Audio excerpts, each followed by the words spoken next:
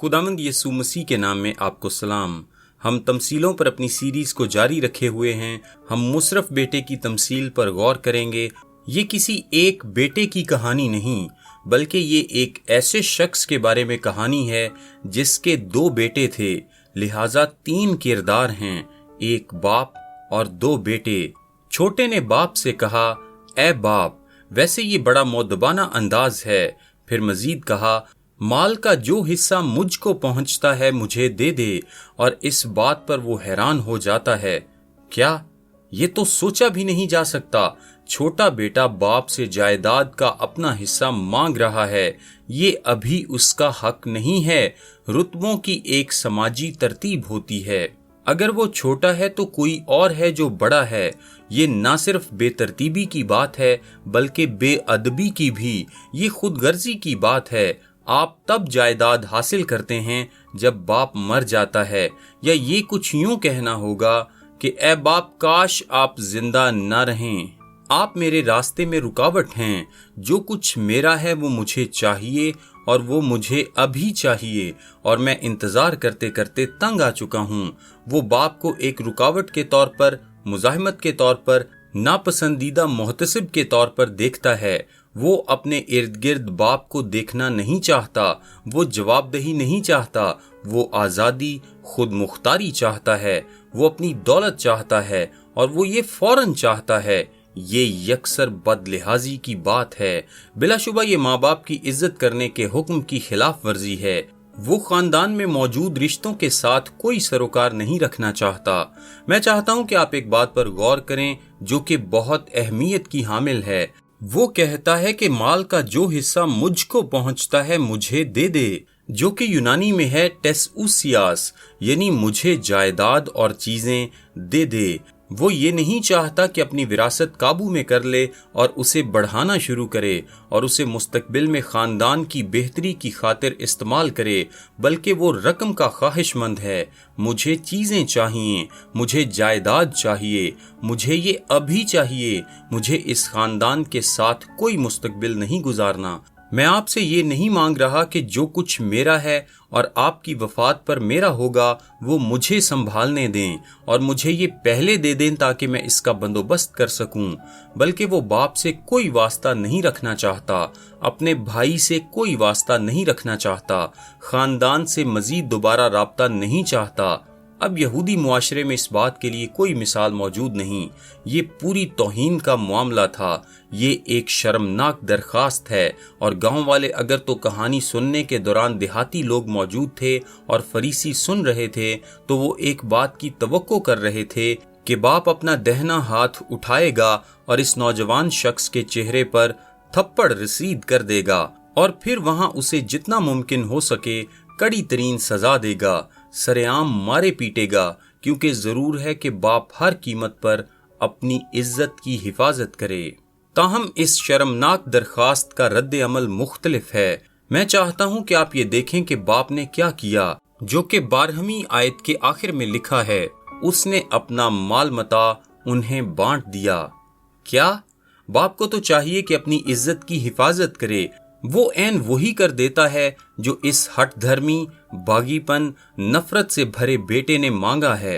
आप पर लाजिम होता था कि इंतजार करें जब तक बाप फौत नहीं हो जाता, और फिर छोटा 1/3 हिस्सा हासिल करता और बड़ा 2/3 हिस्सा लेता। लेकिन इससे पहले नहीं। बाप को अपनी इज्जत बचाने के लिए सब कुछ करना चाहिए। वो इस बेटे की वजह से एलानिया शर्मिंदा हुआ है, और उसे बालादस्ती रखना जरूरी है ताकि अपनी इज्जत को बचाए। लेकिन वो इसके बिल्कुल बरक्स काम करता है। कोई शख्स कह सकता है कि चले बाप बेटे से बहुत मोहब्बत रखता होगा। हाँ, लेकिन ये कोई दुश्वार मोहब्बत ना थी। ये उसे उसकी आजादी फराहम करना था, उस लड़के को आजाद छोड़ना था। जबकि आप जानते हैं कि वो किस किस्म का लड़का है। आप हर वो कोशिश करना चाहेंगे कि आप उसे सख्ती से रोक लें। वैसे सिर्फ एक ज़ैली नुक्ता ये है कि खानदान में बड़े बेटे का काम होता था कि बाप की इज्जत का ख्याल रखे और छोटे बहन भाइयों को अहमकाना काम करने से बचाए। लेकिन बड़ा बेटा यहाँ कभी जाहिर नहीं होता, कहानी में कभी दिखाई नहीं देता। उनमें से चंद लोग और फरीसी ये कहते होंगे कि खैर यहाँ पर बड़ा भाई कहाँ था, अगर तो बाप अपनी हिफाजत नहीं करता तो उसका फर्ज था कि बाप की आबरू को बचाए, वो कहाँ है? उसकी जिम्मेदारी ये है कि छोटे भाई को बेवकूफी के काम करने से बचाए, वो कहाँ है? लेकिन जायदाद बट जाती है और इसका मतलब ये है कि बड़ा बेटा अपने 2/3 हिस्से को हासिल करता है, छोटा बेटा इस 1/3 हिस्से को लेता है जो उसकी तरफ आता था, और ये एक शर्मनाक बगावत का आगाज कर देता है। 13वीं आयत में लिखा है, और बहुत दिन न गुजरे। ये इस बात की तरफ इशारा करने के लिए है कि ये नौजवान शख्स कितनी तेजी से काम करता है। वो शहवत और जज्बात और बुरी ख्वाहिशात के काबू में है और इसमें कोई देर नहीं लगाता। वो जितना तेज हो सके भागना चाहता है, और वो क्या करता है? कलाम बताता है कि अपना सब कुछ जमा करके। यूनानी जुबान में इसका मतलब महज ये है कि उसने इस सब जायदाद को रकम में मुंतकिल कर लिया। अब यहूदी मुआशरे में चाहे आपने खुद जायदाद खरीदी थी, आप उसे उस वक्त तक नहीं ले सकते थे जब तक बाप फौत न हो जाए। सो खरीदार एक तरह से मुस्तकबिल की जायदाद खरीद रहा होता था। खरीदने वाले इसलिए ऐसा किया करते थे क्योंकि वो रियायती निर्खों पर खरीदते थे। चुनाचे मुसरिफ बेटा रकम ले लेता है, जायदाद किसी खरीदार के हवाले कर देता है जो इस जायदाद को उस वक्त ले लेगा जब बाप मर जाएगा। वो किसी दूर के मुल्क की तरफ सफर पर रवाना हो जाता है, यानी घर से उतना दूर चले जाओ जितना जा सकते हो, जवाबदही से दूर जितना मुमकिन हो, बंदिश से दूर जितना हो सके, किसी भी शख्स की जांच से जिस कदर मुमकिन हो वहां जाया जाए, जहां बिल्कुल उस तरह से जिए जैसे जीना चाहते हैं, और कोई भी जो आपकी फिक्र करता है आपके बारे में ना जान पाए। 24वीं आयत में बाप कहता है, लिखा है, मेरा ये बेटा मुर्दा था, वो खानदान के लिए मर गया था। ये शर्मनाक बगावत हुई थी। उसने ऐशो इशरत की जिंदगी से अपना सब मालो मता बर्बाद कर दिया। वो शहवत और गुनाह और बुरी ख्वाहिश से ऐसा घिर गया कि वो बस उसे जाया कर देता है, मुकम्मल तौर पर उड़ा देता है। यही वो मकाम है जहां से मुसरिफ का लफ्ज अखज होता है, जो ऐसी इस्तिलाह है जिसका मतलब है फजूल खर्च। वो अपना माल मुंतशिर कर देता है और उसके पास इसका कोई जवाज मौजूद नहीं। आवारा जिंदगी जीना एक नाबूद होने वाला, रंगरलियां मनाने वाला, गैर जिम्मेदाराना तर्ज जिंदगी है। कहानी में आगे जाकर उसका बड़ा भाई 30वीं आयत में ये इशारा देता है कि उसने इसका बड़ा हिस्सा कसबियों पर जाया कर दिया था, और 15वीं आयत के मुताबिक वो भिखारियों की तरह किसी शख्स के हाथ जा पड़ा। लिखा है, फिर उस मुल्क के एक बाशिंदे के हाथ जा पड़ा। यहाँ दिलचस्प यूनानी लफ्ज कोलाओ आया है, जिसका मतलब है चिपक जाना। ये वो काम है जो भिखारी करते हैं। गरीब ममालिक में भिखारियों से जान छुड़ाना मुश्किल हो जाता है। वो अपने हाथ आपकी जेबों में डाल देते हैं, खास तौर पर जो छोटे हैं, वो तो आपके कपड़ों को खींचते हैं। चुनाचे वो यही करता है, वो जा पड़ता है। वो उस दूर के मुल्क में जो किसी गैर कौम का मुल्क तस्वुर किया जा सकता है, कोई शहरी ढूंढ लेता है और वो अपने आप को उस शहरी के साथ वाबस्ता कर लेता है, और वो शख्स उससे जान नहीं छुड़ा सकता। लिहाजा बिलाखिर वो उसे खेतों में भेज देता है ताकि सूअरों को चराए। अब आप बरहमी को महसूस कर सकते हैं। इस तरह से बाप के पास जाने की शर्मिंदगी, जायदाद को सस्ते दामों बेच देने की शर्मिंदगी, जायदाद को रकम में मुंतकिल करने की शर्मिंदगी, अपने काहिल और बदइखलाक तर्ज जिंदगी पर माल लगाने की शर्मिंदगी, एक ऐसा भिखारी बनने की शर्मिंदगी जो किसी गैर कौम के शख्स के साथ मुंसलिक है, और अब जो सुअरों को चराने के लिए भेजा गया है। और आप तो जानते हैं कि वो अपनी आंखें घुमा घुमा कर कहते होंगे कि कोई भी ऐसा नहीं करेगा, कोई अच्छा यहूदी लड़का ऐसा नहीं करेगा। फिर इससे भी बुरा होता है। 16वीं आयत के मुताबिक बज़ाहिर वो वहां बाहर सुअरों को चराने की खातिर गया है। अंदाजा लगाएं कि हुआ क्या। वो अपना पेट उन फलियों से भरना चाहता है जो सूअर खा रहे थे, क्योंकि कोई शख्स उसे खाने के लिए कुछ नहीं दे रहा था। वो शायद ये सोचता हुआ वहां बाहर निकला कि उसके पास अब एक नौकरी है, लेकिन उसे किसी ने भी कुछ ना दिया और अब जिंदगी बचाने के लिए उसे उन फलियों की खातिर जो सूअर खाते हैं, सूअरों के साथ कशमकश करना पड़ती है। मैं समझता हूं कि ये तो बड़ी अजीब बात है। मेरा मतलब है कि आप दौलतमंद होने से इस जिद्दोजहद की हालत तक जा पहुंचते हैं जिसमें आप एक गैर कौम की जगह पर सूअरों के हमरा फलियां खाते हैं। मेरी मुराद ये है कि ये शर्मिंदगी समझ से बाहर है और फिर वो फाकों से मर रहा है। 17वीं आयत में वो कहता है, लिखा है, मैं यहाँ भूखा मर रहा हूँ। उससे ये नहीं हो सकता, वो फलियां लेने के लिए सूअरों को हरा नहीं सकता। ये सब क्या है? यीशु मसीह यहाँ क्या बात कर रहा है? बहरहाल ये मायूस कुन बात है। ये गुनहगार है जो गरीब, बेघर, भूखा, ना उम्मीद, अयाशी का मारा, सब खो देने वाला, मरता हुआ शख्स है। ये मायूस कुन हालत है। और सबक क्या है? गुनाह खुदा के खिलाफ बगावत है और खुदा आपको आजादी देता है कि अपने गुनाह का इंतखाब कर लें। आप उसे चुन सकते हैं। वो आपको आजाद छोड़ देगा कि आप अपने गुनाह को किसी भी सिमत में उस हद तक दूर ले जाएं जितना आप उसे ले जाने का चुनाव करते हैं। यहाँ पर एक ऐसे शख्स की बगावत का जिक्र है जिसका उस एक जात के साथ कोई ताल्लुक नहीं है जिसने उसे जिंदगी दी थी। उसके साथ कोई वास्ता नहीं, उस जात के साथ कोई ताल्लुक नहीं जिसके पास वो सारी दौलत थी जिसकी उसे अपनी सारी जिंदगी जरूरत पड़ सकती थी। उसे एक जात के साथ कोई रिश्ता नहीं जो उसका हाल भी और मुस्तकबिल भी संवार सकता था। गुनाह का मामला यही होता है। ये खुदा की जात, खुदा के हुक्म, खुदा के इख्तियार, खुदा की मर्जी, खुदा की भलाई, खुदा के वसाइल की हकारत करता है। गुनाह खुदा से दूर भागने, खुदा के हजूर जवाबदेही और जिम्मेदारी से भागने की ख्वाहिश है। ये अपनी जिंदगी में खुदा को कोई मकाम देने से इनकार करने का नाम है। ये खुदा की बेइज्जती करना है। उन तमाम मोहब्बत की नेमतों को जो मुयस्सर हैं हासिल करने और फिर उन्हें खुदा से जितना दूर ले जा सकते हैं उन्हें ले जाकर जाया करने का नाम है। ये अपनी जिंदगी को जाती ऐशो इशरत में खोकर बेकाबू शहवत में फंसकर जाया करने का नाम है जहां आप खुदा की भलाई को रद्द कर देते हैं। ये बेधड़क बदी का होना है। ये खुदगर्जी में फंसना है जो किसी को मौत के दहाने तक पहुंचा देती है। गुनाह खुदा से बाहर और दूर अपनी ख्वाहिश की तकमील तलाश करता है और उसे कभी नहीं पा सकता। ये एक गुनहगार को थकावट से चूर, खाली, भूखा और ना उम्मीद बना देता है। सूरत हाल बहुत खराब है और इसमें कोई शक नहीं।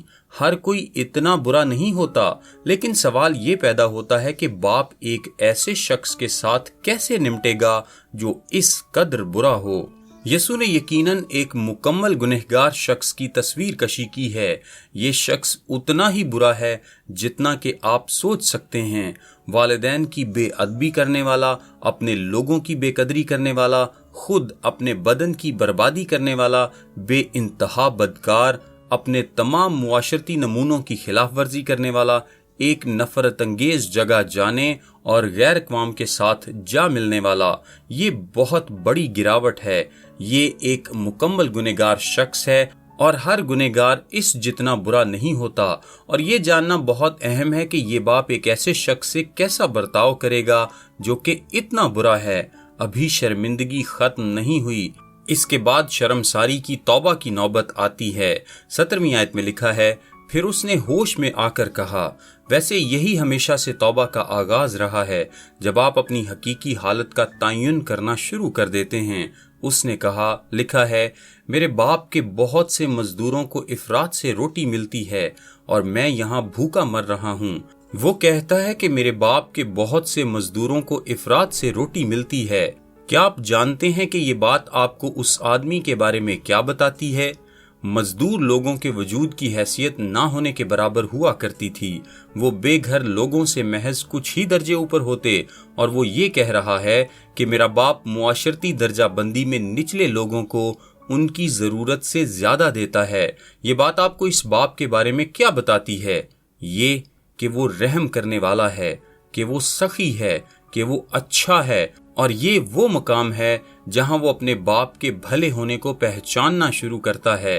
वो अच्छा है, वो हमें इफरात से बख्शता है और मैं हूं कि यहाँ भूख से मर रहा हूँ। यूं वो अपने बाप के भले होने पर यकीन करना शुरू कर देता है और अपने बाप के रहम और तरस और प्यार पर भरोसा रखने का आगाज कर देता है, जिन्हें कभी वो हकीर गर्दानता था, लेकिन उसे अब याद आता है कि वो तो उसके बाप की खूबियां थीं। 18वीं आयत में लिखा है, मैं उठकर अपने बाप के पास जाऊंगा और उससे कहूंगा, मैं अपने बाप के रहम पर एतबार करूंगा, मैं अपने बाप की भलाई और तरस पर भरोसा करूंगा, जो कि उस तौर तरीके से साबित होता है जिस तरह से वो निचले तरीन लोगों के साथ बर्ताव करता है। ये कि मैं वापस उसके पास जा सकता हूँ और वो किसी तरह से मुझे कबूल कर लेगा। ये वो बात है जो मैं अपने बाप की फितरत के बारे में जानता हूँ और मैं कहूंगा कि, लिखा है, ऐ बाप, मैं आसमान का और तेरी नजर में गुनहगार हुआ, अब इस लायक नहीं रहा कि फिर तेरा बेटा कहलाऊं, मुझे अपने मजदूरों जैसा कर ले।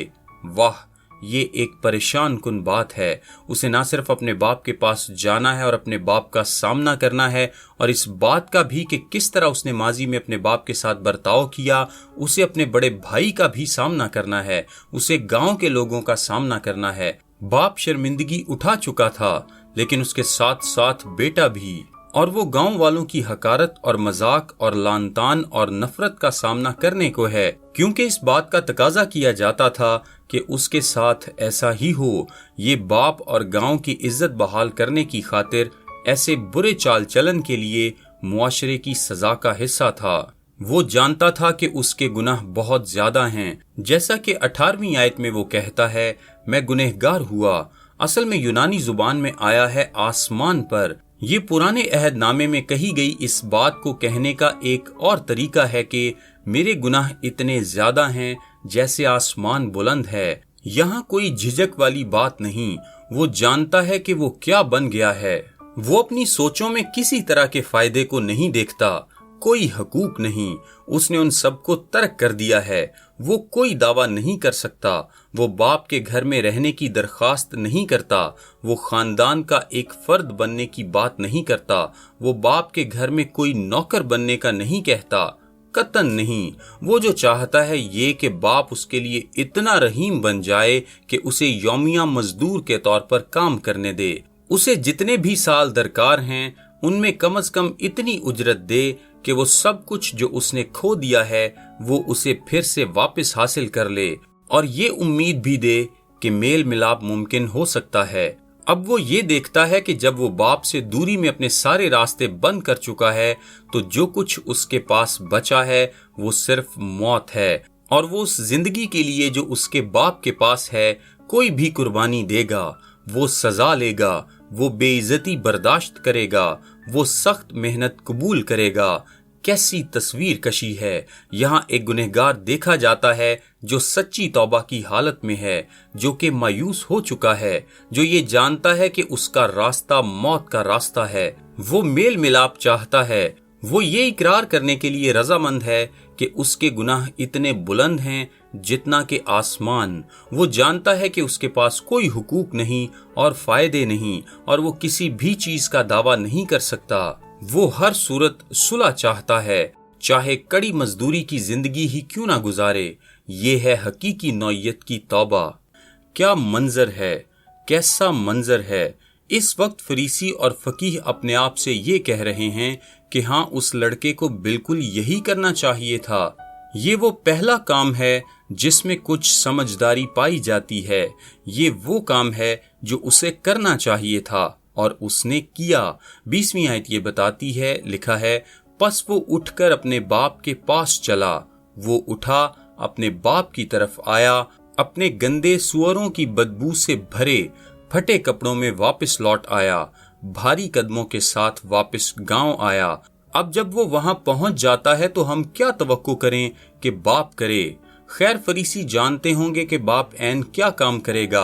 आखिरकार इस बाप के पास मौका है कि अपनी इज्जत को कायम करे, और वो करे जो उसे करना चाहिए, जो कि दुरुस्त है और मुनसिफाना है और काबिले इज्जत है, اور باپ کو جو کرنا چاہیے وہ یہ کہ اپنے گھر میں رہے، اور جب کوئی بتائے کہ آپ کا بیٹا واپس آ گیا ہے تو باپ کہے کہ میں اسے 4 دن بعد ملوں گا، اسے بدبودار کپڑوں میں بیٹھنے دو اور گاؤں والوں کی ملامت اور لان تان سہنے دو جو اس کی درستگی کی خاطر اس کے لیے ڈھیروں پڑی ہے، اور پھر میں اسے 4 دنوں کے بعد ملوں گا۔ باپ اس سے یہ توقع رکھے کہ وہ اس کے پاس آئے، اس کے سامنے جھکے، باپ کے پیروں کو چومے اور باپ سے سزا لے، شاید کوئی کوڑا مارا جائے اور پھر وہ دہائیوں کے لیے کام کرنے کی خاطر تیار ہو جائے، اور اگر تو وہ دہائیوں اور دہائیوں اور دہائیوں تک جاری رکھ سکتا تو پھر شاید صلح ہو سکتی ہے، لیکن میل ملاپ صرف نقصان کی تلافی کی بدولت ہوتا ہے، جیسے کہ ربی تعلیم دیا کرتے تھے، نقصان کی تلافی کے بغیر کوئی میل ملاپ نہیں۔ 20ویں آیت کہتی ہے، وہ ابھی دور ہی تھا کہ ابھی گاؤں کے باہر ہی تھا، شاید وہاں کوئی پھاٹک ہوگا، شاید گاؤں تک گرد آلود سڑک جاتی تھی، شاید وہاں کوئی پھاٹک تھا، شاید وہاں کسی طرح کی کوئی مخصوص جگہ تھی جہاں شروع کی چھوٹی عمارتیں موجود تھیں۔ پھر لکھا ہے، وہ ابھی دور ہی تھا کہ اسے دیکھ کر اس کے باپ کو ترس آیا اور دوڑ کر اس کو گلے لگا لیا اور چوما۔ ابھی بھی طویل راستہ طے کرنا ہے۔ اس کا مطلب ہے کہ ضرور باپ راہ تک رہا تھا۔ میرا خیال ہے کہ ہم یہ اندازہ لگا سکتے ہیں کہ یہ اس کے لیے روزمرہ کی بات تھی کہ وہ اس بیٹے کی راہ دیکھے۔ اس نے اسے دیکھا، باپ ڈھونڈنے والا شخص تھا، وہ ترس سے بھر گیا، اور وہ فریسی یہ کہہ رہے ہیں کہ یہ شخص کتنا کمزور ہے، کیا وہ کسی درست عزت دار طریقے سے پیش نہیں آ سکتا تھا؟ اور پھر اس نے وہ کیا جو سوچا بھی نہیں جا سکتا تھا، وہ دوڑ پڑا۔ مشرق وسطیٰ کے شرفا دوڑتے نہیں۔ یہ کوئی ایسی بات نہیں جو آپ اس لیے نہیں کرتے کیونکہ آپ جسمانی طور پر ایسا کر نہیں سکتے۔ ادب کا ایک بڑا مجموعہ پایا جاتا ہے، یہودی ادب کا، جو اس بات کے بارے میں لکھا گیا ہے کہ اگر کوئی مرد ہے تو اسے دوڑنا نہیں چاہیے۔ وہ لوگ زمین تک لمبے چوگے پہنا کرتے، اور یہ اس لیے تھا کہ ان کی ٹانگیں نہ دیکھی جا سکیں۔ یہ شرمندگی کی بات ہوتی تھی کہ کسی کی ٹانگیں نظر آئیں، لیکن اس معاشرے میں غالب تصور یہ تھا کہ اگر آپ دوڑتے ہیں تو آپ کو اس چوگے کو اوپر اٹھانا پڑے گا اور آپ کی ٹانگوں کا دکھائی دینا شرمندگی کی بات ہوگی۔ در حقیقت ادب یہ بتاتا ہے کہ ایک کاہن بھی اپنی پوشاک کو اس دوران نہیں اٹھا سکتا تھا جب وہ قربانی چڑھا رہا ہوتا کہ اسے خون سے دور رکھ سکے۔ آپ اس لیے نہیں دوڑتے تھے کیونکہ آپ کو ایک معززانہ باوقار طریقے سے چلنا ہوتا تھا، اور آپ اس لیے نہیں دوڑتے تھے کیونکہ اگر کوئی بھی آپ کے نچلے بدن کو دیکھتا تو یہ شرم کی بات ہوتی۔ یونانی زبان میں یہاں دوڑا کے لیے جو لفظ آیا ہے وہ کسی دوڑ میں تیز دوڑنے کے لیے استعمال کیا جانے والا لفظ ہے۔ یہ آدمی اپنے گھر سے باہر آ گیا اور گاؤں کے درمیان سے تیز دوڑتا ہوا اپنے بیٹے کی طرف جا پہنچا، اور مشرق وسطیٰ میں اس قصبے میں موجود لوگ حیرت زدہ ہو گئے ہوں گے۔ یہ بے غرضی کی بات ہے، یہ خود کو خالی کر دینے والی محبت ہے۔ وہ یہ کیوں کر رہا ہے؟ کیونکہ وہ چاہتا ہے، غور سے سنیے، اس سے پہلے کہ بیٹا گاؤں تک پہنچے وہ بیٹے تک پہنچ جائے، کیونکہ جیسے ہی وہ بیٹا گاؤں میں داخل ہو جائے گا تو اسے ملامت اور لان تان کی جائے گی اور شرمندگی اور تمسخر اس پر لادا جائے گا، اور باپ علاقے سے ہو کر گزرتا ہے، خود شرمندگی اٹھاتا ہے اور اسے گلے لگا لیتا ہے اس سے پہلے کہ بیٹا شرمندگی اٹھائے۔ سو اس نے اسے گلے لگا لیا، سوروں کی بدبو سے بھرے باغی کو، اور اسے چوم لیا۔ یونانی میں یہ ہے کہ اسے بار بار چومتا رہا، جیسا کہ سارے سر پر چومنے کا رواج تھا۔ اسے سر پر چوما، سارے سر پر چومتا رہا، مکمل ملاپ کیا۔ بیٹے کو کوئی شرمندگی نہ اٹھانا پڑی، باپ نے ساری شرمندگی جھیل لی۔ باپ اپنے شاندار مکان سے باہر آیا، نیچے آ گیا، گاؤں میں آ گیا، دوڑتا ہوا گیا، ساری مذمت اور شرمندگی کو جھیل لیا، بیٹے کے گرد اپنے بازو پھیلا دیے، سارے سر پر چوما، اور سب جان گئے کہ اس نے اسے مکمل طور پر ایک بیٹے کے طور پر قبول کر لیا ہے۔ बेटे को कोई शर्मिंदगी न उठाना पड़ी। उसे तो मारा और पीटा जाना चाहिए था। उसे वहां बैठे रहना और सजा बर्दाश्त करना चाहिए थी। वो ये सोच रहे थे, ये क्या है? मैं आपको एक लफ्ज में बता देता हूं कि ये क्या है। फजल। और उन्हें फजल ना मिला। ये फजल है और उन्हें फजल ना मिला। ये उसे मिल गया, क्योंकि 21वीं आयत में बेटा उससे कहता है, लिखा है, ऐ बाप, मैं आसमान का और तेरी नजर में गुनहगार हुआ। अब इस लायक नहीं रहा कि फिर तेरा बेटा कहलाऊं। वो ये कहते हुए रुक गया। उसने क्या नहीं कहा? उसने अपनी बात में क्या चीज छोड़ दी? 19वीं आयत को फिर से देखें। इस आयत का आखिरी हिस्सा क्या है? मुझे अपने मजदूरों जैसा कर ले। लेकिन अब वो ये नहीं कहता। उसने ये कहने का कसद जरूर किया था, लेकिन वो ये कहता नहीं, क्योंकि उसे ये कहने की जरूरत नहीं पेश आई, क्योंकि उसे अपने बाप की मोहब्बत को वापस लेने के लिए मेहनत दरकार नहीं। उसे सुलह के लिए जिद्दोजहद नहीं करनी। उसे फजल मिल जाता है। वो मजदूरों जैसा करने वाला हिस्सा बोलने से बाज रहता है। ये उसके बाप के तर्स की हकारत करना होता, उसके बाप की मोहब्बत की तहकीर करना होती, फजल की हकारत होती। वो बस तौबा करता है। वो अपने आप को अपने बाप के रहम के हाथों छोड़ देता है। और ये वो सब है जो एक गुनहगार को करने की जरूरत है। सो हम बाप के बारे में क्या सीखते हैं? बाप हकीकत में खुदा है जो मसीह में होकर आसमान से नीचे हमारे खाक आलूदा इलाकों में गुनहगारों को ढूंढने और बचाने आता है जो उसके पास आते हैं। खुदा पहल करता है। वो ढूंढने वाला है। वो इससे पहले कि गुनहगार उसकी तलाश करे, गुनहगार को ढूंढ लेता है। वो गुनहगार को इससे पहले ढूंढ लेता है कि गुनहगार उसको पाले, और वो लोगों के माबैन दौड़ता जाता है और शर्मिंदगी उठा लेता है। उसका प्यार बेअंदाजा है। उसका पाक फजल बेहद है। और यहाँ हम एक बात देखते हैं, खुदा अपनी खुशी उसे खोए हुए गुनहगार में पाता है, जिसकी जानिब वो दौड़कर जाता है कि उसे गले लगाए, चूमे और बहाल कर दे। हमारे यहाँ खुदा के बारे में बेशुमार नजरियात हैं, और ये हस्बे मामूल उनमें से कोई नहीं। हम खुदा को गुनहगार के लिए इतना आरजूमंद, इतना पुरजोश, इतना फराग दिल, इतना प्यार करने वाला देखने के आदी नहीं। बेटे ने ये समझ लिया, उसने ये हासिल कर लिया, वो मिल गया। अगरचे ये फरीसियों के ख्याल में एक शर्मनाक मिलाप था, जिल्लत आमेज। एक बाप सिर्फ इंसाफ, रास्तबाजी, इज्जत की कानून शिकनी कर रहा है, और बिलाशुबा यहूदी कभी भी गुनहगार की खातिर खुदा की शफकत और दुखों को नहीं समझ सके थे। 22वीं आयत पर गौर करें, ये जबरदस्त है। लिखा है, बाप ने अपने नौकरों से कहा, जल्द।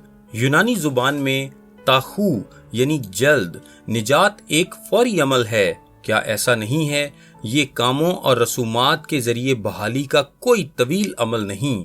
ये एक फौरी काम है। जल्दी, ऐन अभी, सारे फवायद, बेहतरीन पोशाक का हासिल होना।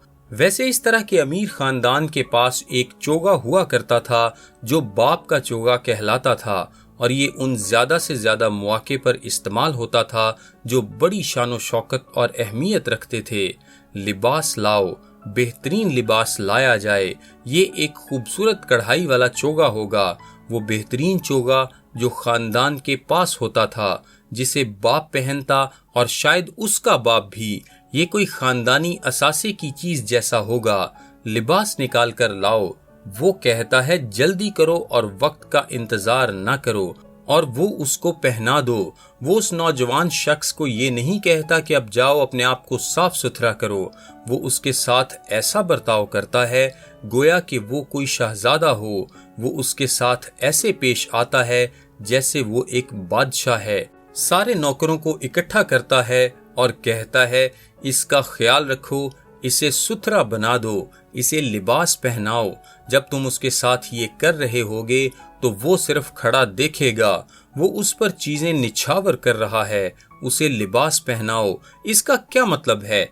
ये एक इज्जत और मर्तबे की पोशाक है। आप बाप के मुकम्मल वकार में शरीक होते हैं, बाप की सारी शानो शौकत में। اسے انگوٹھی پہناؤ۔ انگوٹھیاں محض دکھاوے کے لیے نہیں ہوا کرتی تھیں، بلکہ وہ کاغذات پر خاندانی علامت کو نرم موم کی مدد سے مہر کرنے کی خاطر استعمال میں لائی جاتیں۔ یہ باپ کی جگہ پر اختیار کو عمل میں لانے کو پیش کرتا ہے۔ وہ کسی بھی دستاویز میں باپ کی رضامندی پیش کر سکتا ہے۔ یہ بادشاہی کی کنجیاں حاصل کرنے کو پیش کرتا ہے۔ اسے جوتی پہناؤ۔ غلام، مزدور، غریب لوگ جوتیاں نہیں پہنا کرتے تھے۔ جوتے ان لوگوں کے لیے ہوا کرتے تھے جن کے پاس کوئی ذمہ داری ہوتی۔ اسے عزت دو، اسے اختیار دو، اسے ذمہ داری دو۔ اس کے پاس میری عزت ہے، میرا اختیار ہے اور اس کا میری ذمہ داری میں حصہ ہے۔ یہ ہے مکمل طور پر بیٹے کو اپنانا۔ فضل کیسے گناہ کے اوپر فتح مند ہو جاتا ہے، فضل کیسے گناہ پر غالب آ جاتا ہے۔ فضل ہمیں جب ہم اس کے پاس آتے ہیں خدا کی عزت عطا کرتا ہے، کیونکہ ہم اس کی راست بازی سے ملبس ہو جاتے ہیں۔ اس کی جگہ پر کام کرنے کے لیے خدا کا سارا اختیار دیتا ہے جو اس کے مکاشفے کے ساتھ موافقت میں ہوتا ہے، اور اس کے نام اور اس کے روح کی قوت میں اس کا کام جاری رکھنے کی ذمہ داری دیتا ہے۔ ایک بار جب بیٹے کو یہ ساری چیزیں فراخ دلی سے بخشی جا چکی ہیں تو 23ویں آیت میں لکھا ہے کہ پلے ہوئے بچڑے کو لا کر ذبح کرو۔ دولت مند لوگ ایک بچڑا رکھا کرتے تھے جو عموماً بڑے بیٹے کی شادی کے لیے ہوتا تھا، لیکن آپ نے اسے بہترین اور سب سے بڑی دعوت کے لیے استعمال کر لیا ہے۔ ذبح کرو، پلے ہوئے بچڑے کو ذبح کرو اور آؤ کھائیں پیئیں اور خوشی منائیں۔ ہم جشن منانے لگے ہیں۔ اب 7ویں آیت کی طرف واپس جائیں۔ لکھا ہے 99 راست بازوں کی نسبت جو توبہ کی حاجت نہیں رکھتے، ایک توبہ کرنے والے گنہگار کے باعث آسمان پر زیادہ خوشی ہوگی۔ اور 10ویں آیت میں لکھا ہے ایک توبہ کرنے والے گنہگار کے باعث خدا کے فرشتوں کے سامنے خوشی ہوتی ہے۔ یہ ہے جو اس کہانی میں ہو رہا ہے۔ خوشی منانے کا آغاز ہو جاتا ہے۔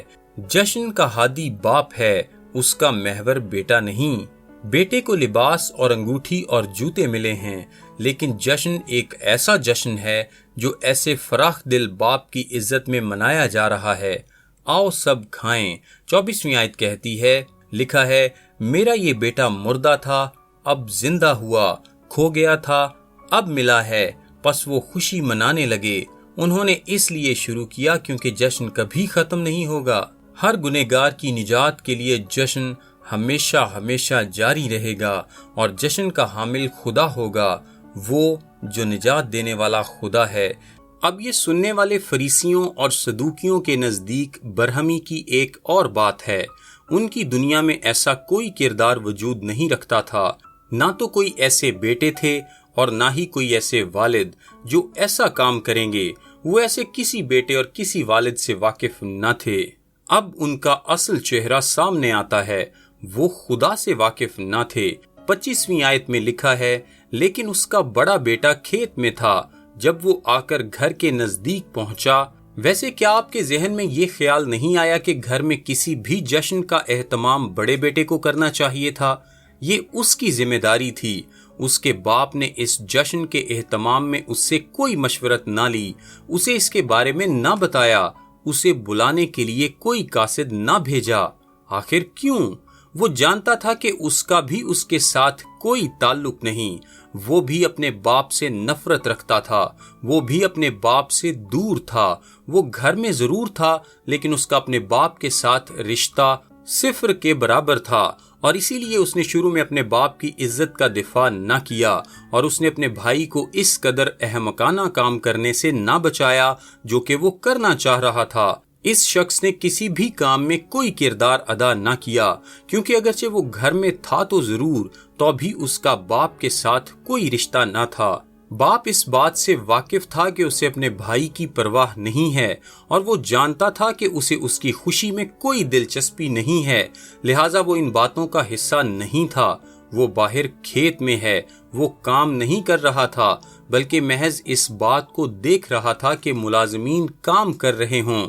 اس کے باپ نے اسے وہیں چھوڑ دیا جب تک وہ دن کے آخر میں معمول کے وقت پر گھر واپس نہ آ گیا، اور اس وقت تک جشن شروع ہو چکا تھا۔ پھر لکھا ہے جب وہ آ کر گھر کے نزدیک پہنچا तो गाने बजाने और नाचने की आवाज सुनी और एक नौकर को बुलाकर दरियाफ्त करने लगा कि ये क्या हो रहा है। नौकर के लिए यहाँ असल में यूनानी लफ्ज पायदौन इस्तेमाल हुआ है, यानी वो लड़के जो अमूमन गलियों में होते थे जबकि उनके बड़े जश्न के लिए अंदर थे। वो छोटे लड़कों में से किसी को पास बुलाता है और तफ्तीश करना शुरू कर देता है कि ये क्या हो रहा है। वो बिल्कुल अनजान है, उसे इस बात की समझ नहीं आती, उसका निजात के इस सारे मंसूबे में कोई अमल दखल नहीं। और ये लड़का 27वीं आयत में कहता है, लिखा है, तेरा भाई आ गया है और तेरे बाप ने पला हुआ बछड़ा ज़िबा कराया है क्योंकि उसे भला चंगा पाया। ये मुख्तसर जुमला भला चंगा यानी कि सालम दरअसल शालोम के लफ्ज के साथ मुंसलिक है और उसने उसे सलामत वापस पा लिया। वो अपने बाप के साथ सुलह में है, मुकम्मल मिलाप में। अब आप शायद सोचें कि वाह, अब बड़ा बेटा जश्न मनाएगा। जी नहीं, 28वीं आयत में लिखा है, वो गुस्से हुआ और अंदर जाना ना चाहा। अंदाजा लगाएं कि क्या हुआ। अब फकीहों और फरीसियों का किरदार कहानी में सामने आता है। वही हैं ये, वो यही कहानी में रूनुमा हो जाते हैं। वो नाराज थे कि खुदा मसीह में होकर गुनहगारों को गले लगा रहा था। अब वो यहाँ कहानी का हिस्सा हैं। वैसे तो वो पहले भी 99 भेड़ों के तौर पर बयान हो चुके हैं जिन्हें अपने आप को कभी भी गुनहगार के तौर पर न देखते हुए किसी तौबा की हाजत न थी। सो वो गुस्से हुआ और अंदर जाना ना चाहा। सो बड़ा बेटा कहता है, मैं ऐसी किसी बात में शामिल नहीं हूँगा। वो रहता तो बाप के घर में था, लेकिन उसका अपने बाप के साथ रिश्ता बिल्कुल सिफर था।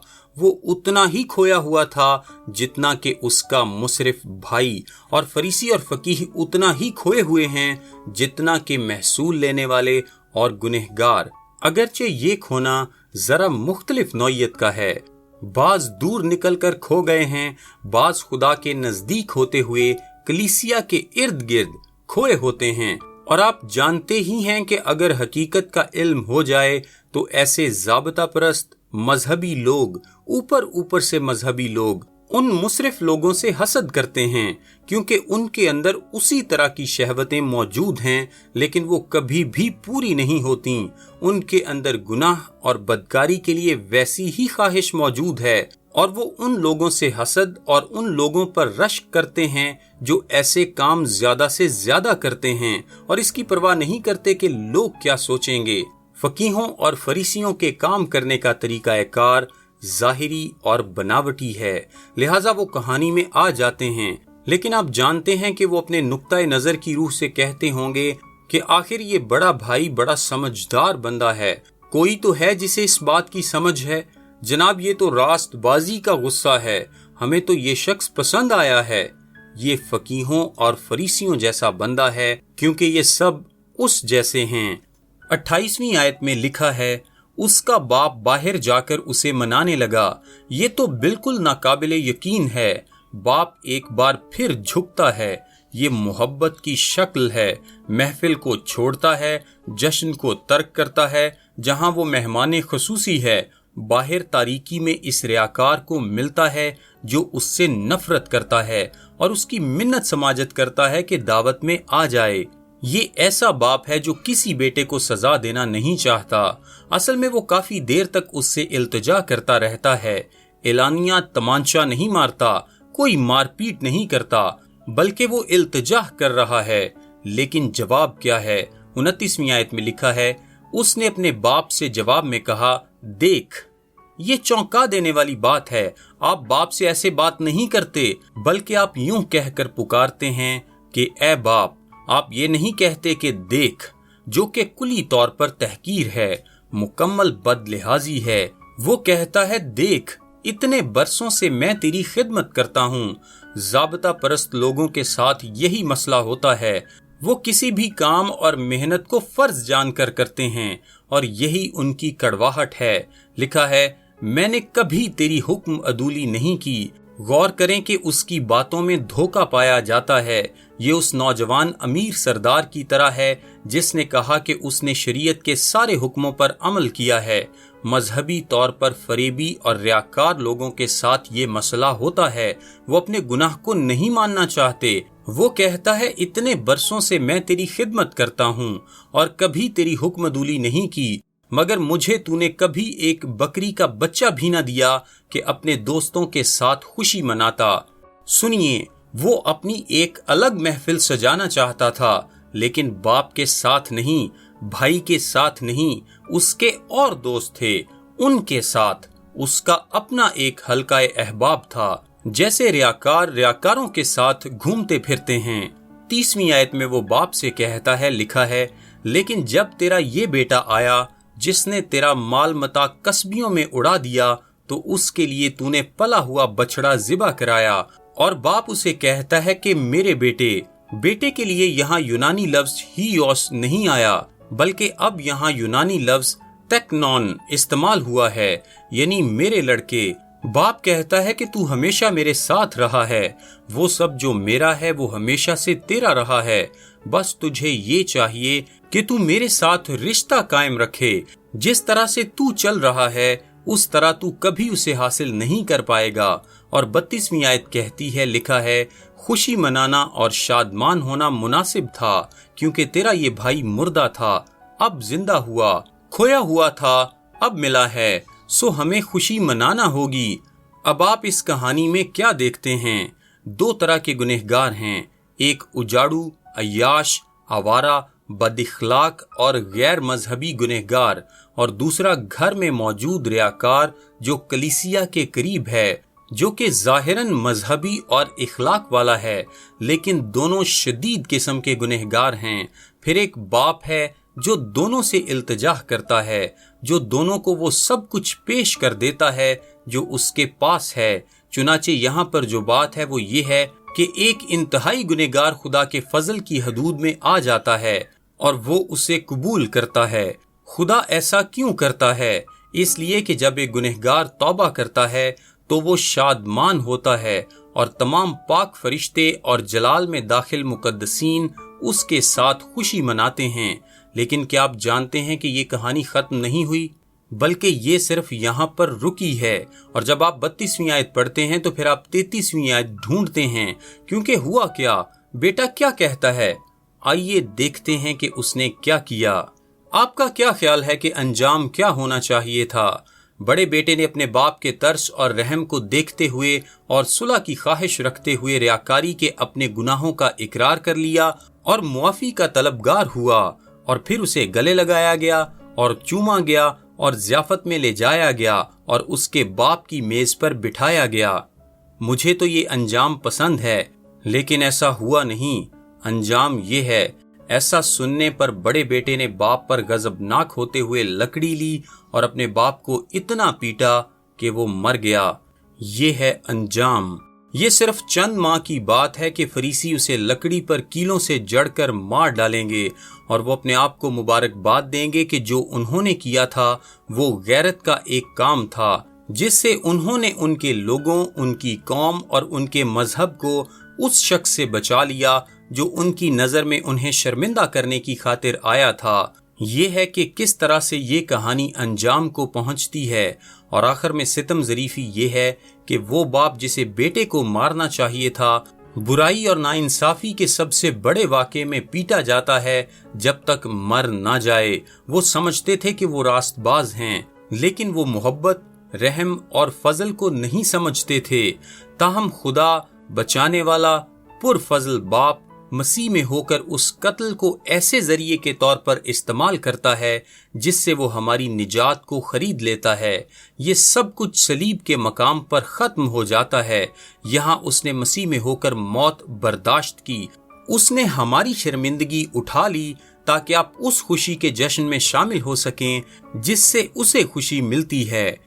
میرا نام تابش قاضی ہے اور یہ پیغام آپ کو ڈیلی ورسز کی جانب سے پیش کیا گیا ہے۔ ہم سوموار سے جمعہ یعنی ہفتے میں 5 دن انگلش، اردو اور آڈیو میں ایسے پیغامات واٹس ایپ سروس کے ذریعے بھیجتے ہیں۔ اگر آپ اپنے نمبر پر یہ سروس حاصل کرنا چاہتے ہیں تو ابھی اپنا نام اور شہر کا نام لکھ کر 0333 80 20 972 973 یا پھر 974 پر واٹس ایپ میسج کریں۔ خدا آپ کو برکت دے، آمین۔